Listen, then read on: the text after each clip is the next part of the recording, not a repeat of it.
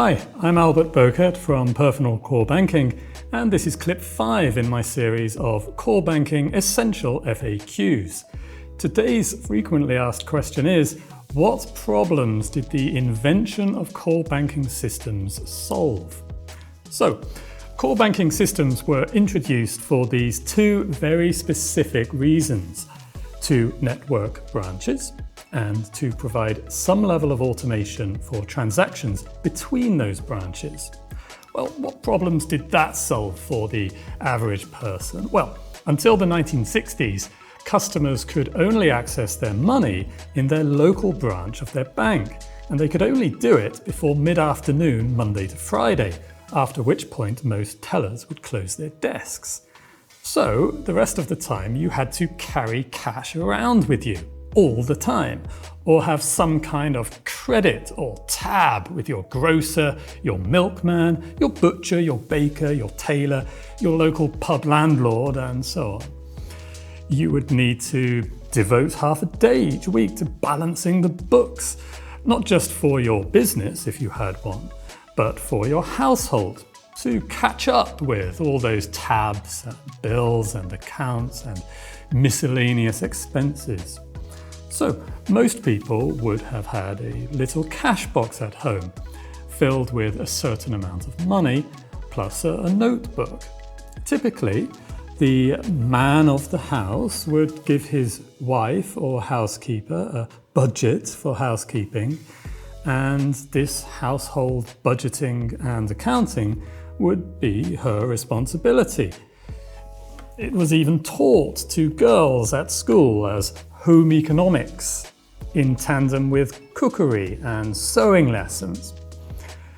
When core banking platforms came along, it allowed customers to access their accounts at any branch of their bank around the country, which was obviously beneficial for businesses, but also for the growing number of commuters who worked in office jobs in the city, but lived in smaller towns and villages in the surrounding countryside. Core banking platforms were followed by the introduction of the automatic teller machine, or ATM. Not ATM machine, because that would be automatic teller machine. Anyway, the ATM, in tandem with branch networked core banking, allowed customers to access their money not just at any branch, but at any time and on any day of the week. It made access to cash and account information much more accessible, so that eventually we wouldn't need all these different accounts and ledgers at every shop in town, and we wouldn't need a little black book at home, because all our transactions would be recorded in our monthly bank statements. For the banks most willing to embrace this new technology, it meant they could attract more customers. It also meant less dependence on manual processes and face-to-face bank customer interactions. If data is synchronized, it means less manual work. If you have an automatic teller machine, you don't need so many human tellers dispensing cash and information and who need to go home to their families at 5 p.m. every day.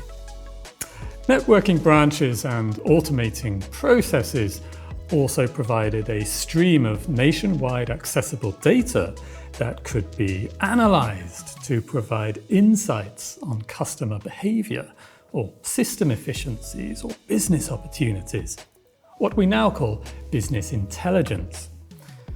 In the 1960s, 70s, and 80s, core banking gave customers ever more flexibility and convenience. It made banking and commerce less localized and more national and international. And it allowed banks to see further and move faster in their product offering and business development.